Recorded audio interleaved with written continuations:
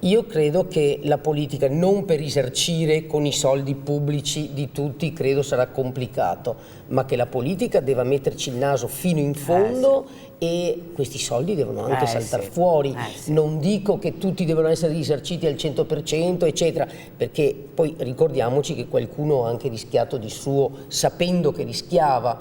Dovremmo fare anche una verifica in questo senso, però chi ci ha rimesso in questo modo dovrà certamente essere aiutato. Sulle popolari venete si faccia chiarezza e oltre a stabilire cosa è successo si aiutino quei risparmiatori che stanno vivendo una situazione di grave disagio economico, così l'onorevole Floriana Casellato, ospite a Sveglia Veneti, la trasmissione condotta da Lucio Zanato e Mirella Tuzzato, in onda dal lunedì al sabato in diretta dalle 8:10 su Rete Veneta.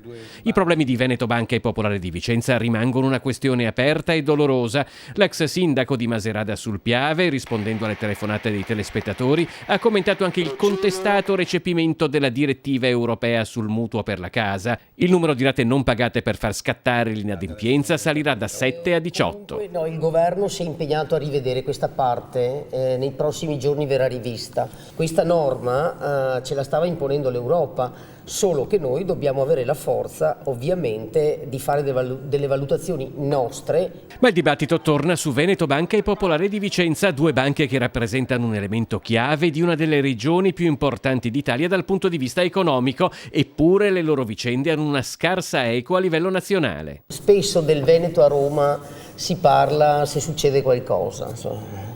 Noi veneti abbiamo grandi difficoltà a stare sulla scena politica romana, devo dire.